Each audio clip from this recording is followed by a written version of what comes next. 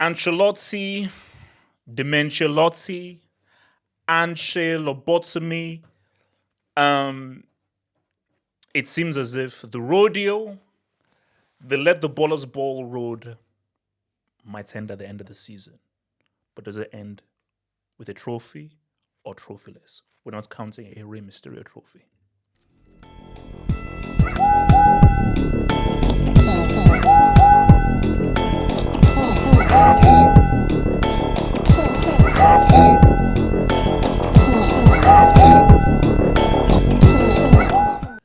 So my thing here is this, man.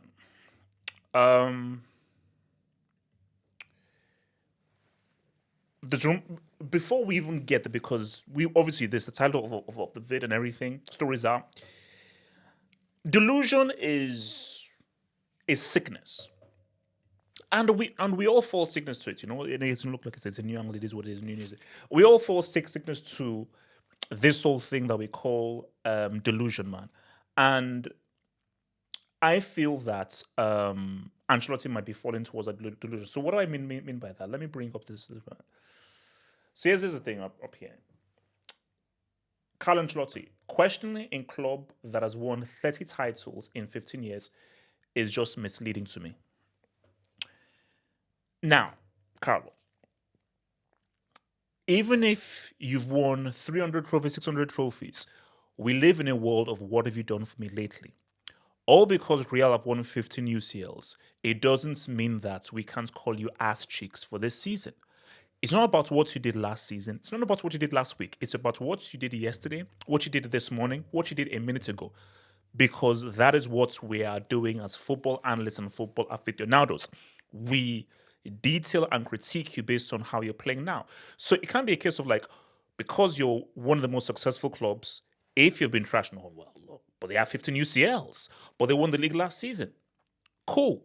You won the league last season. The key word there is last. Not this season, last season. We don't report on what happened yesterday. We report on what is happening now and what might happen tomorrow. Okay? Don't live in the past. Live in the present and work for the future. That's how things work. That's how life works. So yes, of course we're going to question you. So we can't question Real Madrid because of how many titles that they've won. It makes no sense. It makes no sense. So this for me, I just think is delusion on your boy's part, man. So here's the thing here.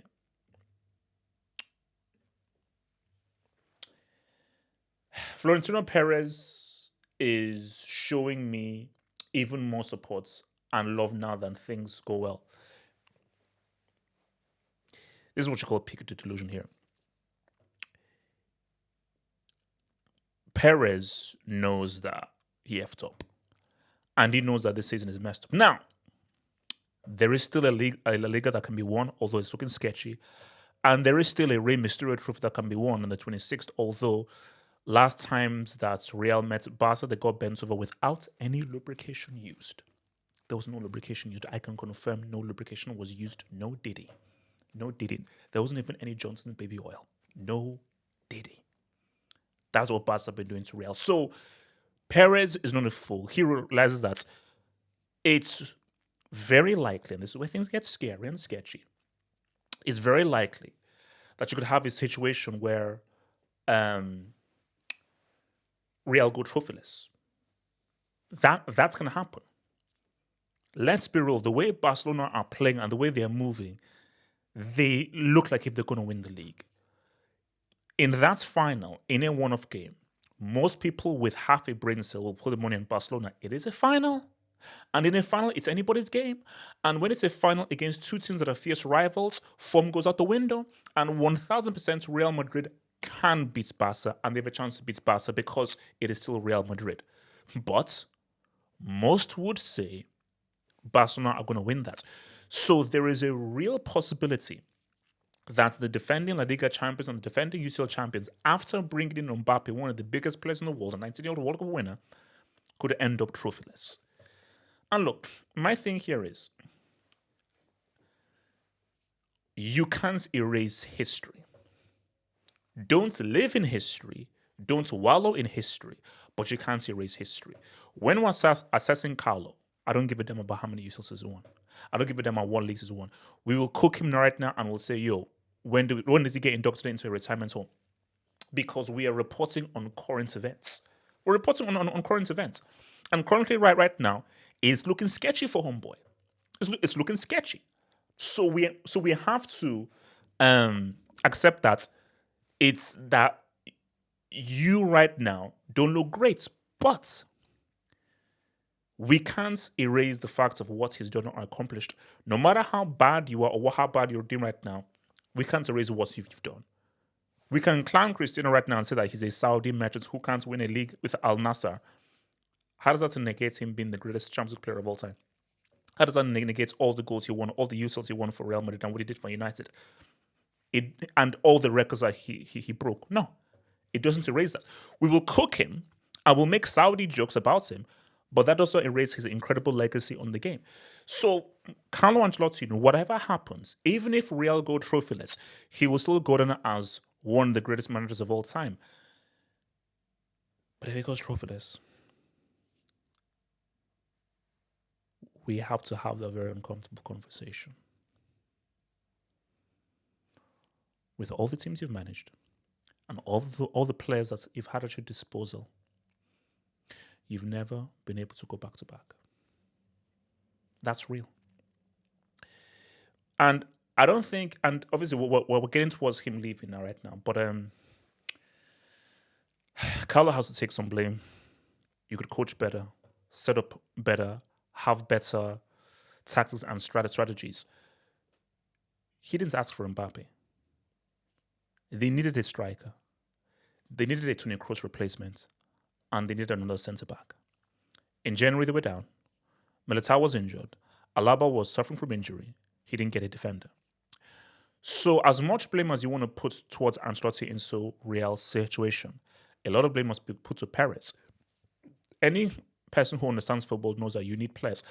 And this is what, especially when you defend a title, even more so, you need to bring in players. You need to recruit players. Look at all the times that City were pissing all over the Winston Churchill League. Every summer, buy.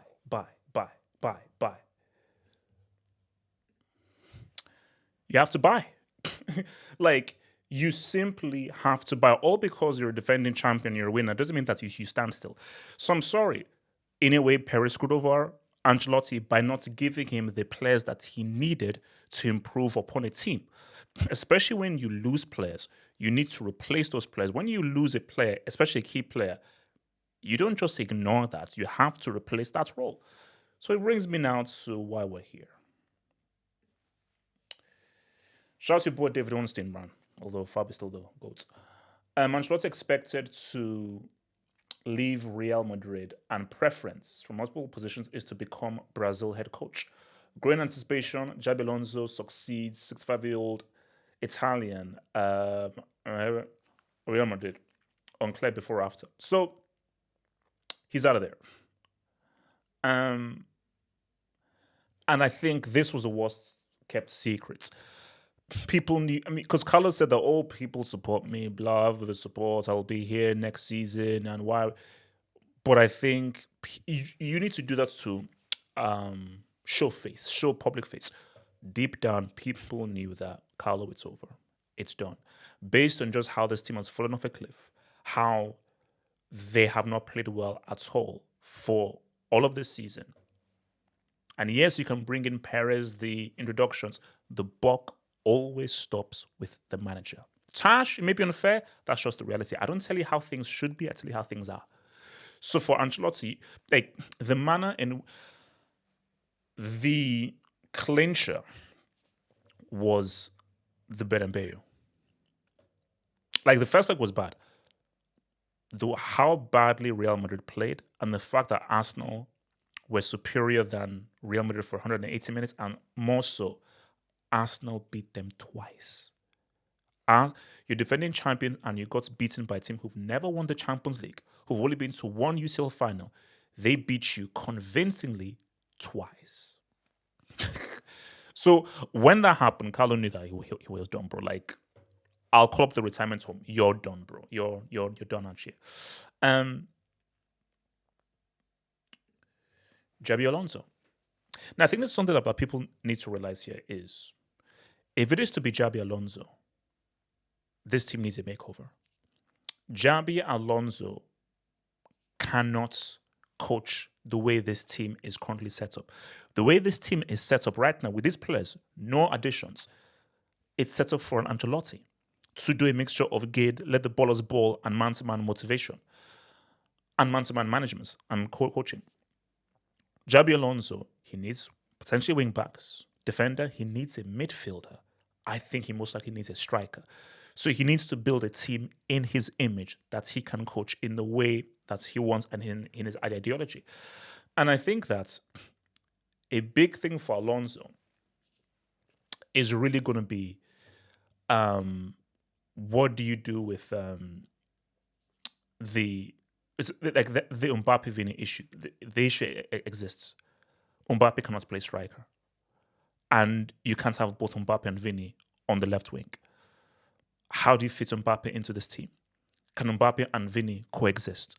Does one need to leave? If one does leave, that is Vinicius Junior, not Mbappe. So that's going to be a conundrum for him to set up. And people have to be very understanding here. And I think this, and we've seen this many times. I call this the David Moyes complex. Oh, look at what Moyes is doing with Everton. When he goes to United, he'll cook. How about sixth? So all because Xabi Alonso has overachieved with Leverkusen doesn't mean that 1 + 1 = 2. He'll walk in and be amazing in Real Madrid. Coaching Bayer Leverkusen and coaching Real Madrid are two very different things. The expectation, the pressure, the interaction with the players, how the players will perceive you, because this is Real Madrid. Because I think that you can easily be the head honcho at Bayer Leverkusen, even more so after you've just given them their first league title. You're walking into Real Madrid. These guys have already won a league. They've already won a Champions League. These guys are some of the biggest players in the world with a huge, massive ego, a huge, massive following, and millions upon millions of fans. So the way in which you navigate coaching them is very different from how you'd coach a Wirtz, a Boniface, a Tar, and all the guys that you coach with at Bayer Leverkusen.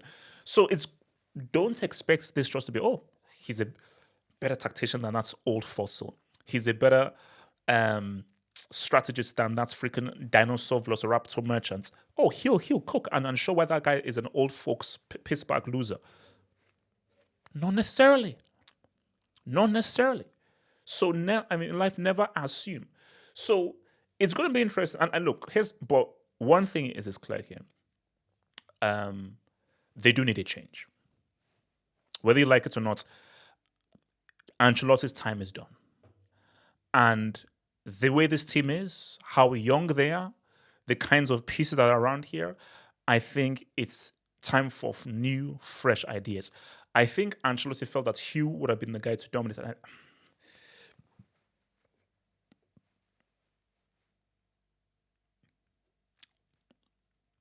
Ancelotti is not the man to dominate domestically.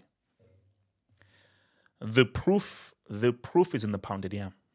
The proof is in the pounded yam. You had Shevchenko, you had Seedorf, Pirlo, Maldini, Cafu, all these guys, and he never went back to back. Look at the kind of teams we've had with Real Madrid. He never went back to back. This team that you had, fine, but the kinds of teams you've had and you've never done, forget a 3-peat or a 4-peat, you've never done a 2-peat. Just a simple 2-peat. He simply isn't the man. And if Real Madrid wants domestic supremacy, which was the point of bringing in Mbappe at his peak, and where Vini, Jude, all these guys, is to dominate domestically, based on just how that iconic UCL team failed. 2 league titles in 11. So for Carlo, I'm sorry, bro. For what Real Madrid need for the future, and especially going up against this crazy Hansi Flick machine, they need a much higher tactician and a manager. But whoever that is, realize that the Real Madrid job, it ain't easy, bro.